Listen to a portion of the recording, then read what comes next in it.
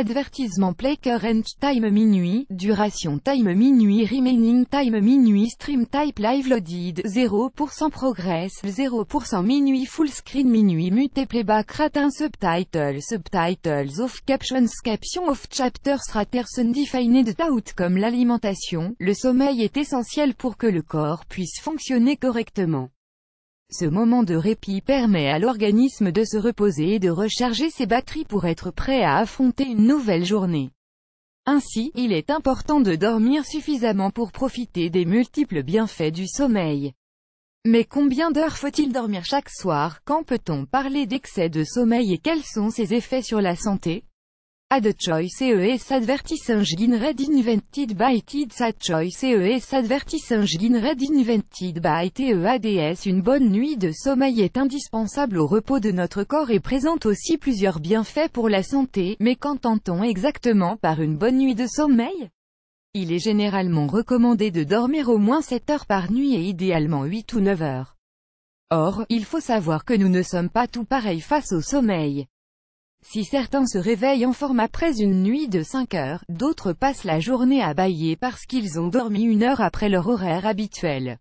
C'est dans ce contexte que la National Sleep Foundation, NSF, a mené une enquête dans le but d'identifier le nombre d'heures de sommeil adapté à chacun.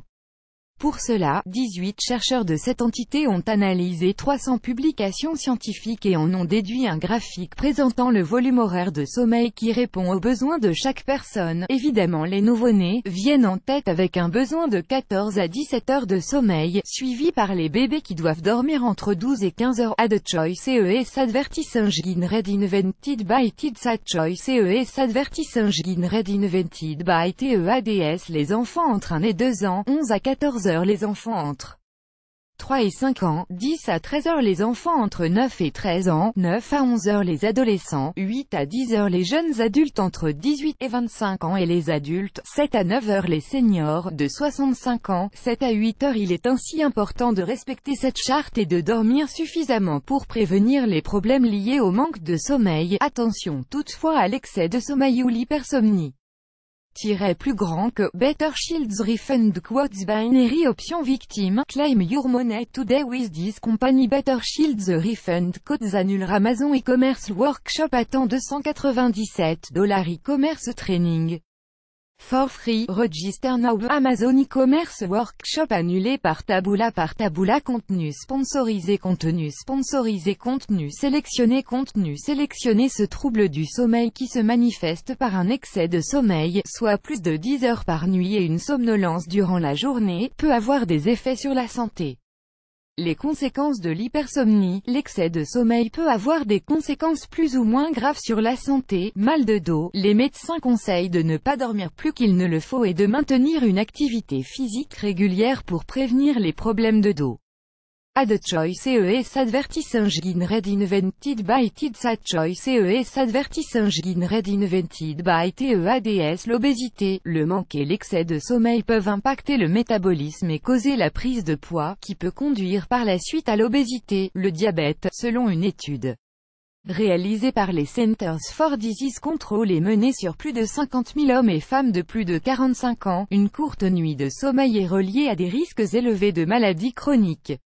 C'est également le cas pour le long sommeil, qui peut augmenter les risques de diabète et d'obésité. La dépression. La dépression peut être à la fois la cause de l'hypersomnie et aussi sa conséquence. En effet, les personnes souffrant de dépression ont tendance à trop dormir, ce qui aggrave leur cas. Ils entrent donc dans un cercle vicieux, qui les empêche de sortir de leur état dépressif. Les maux de tête. Trop dormir peut causer des maux de tête, et pas seulement chez les personnes qui sont souvent sujettes aux migraines.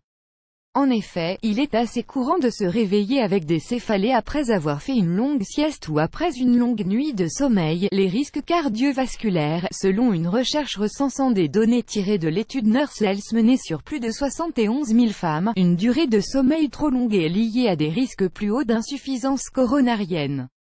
La recherche a également démontré qu'un temps de sommeil trop court ou trop long peut multiplier par 2 les risques de maladies cardiovasculaires. Astuces pour lutter contre l'hypersomnie, respecter les horaires de réveil et de sommeil, faire du sport, mais pas en excès, prendre une douche froide, en cas de somnolence plus grand que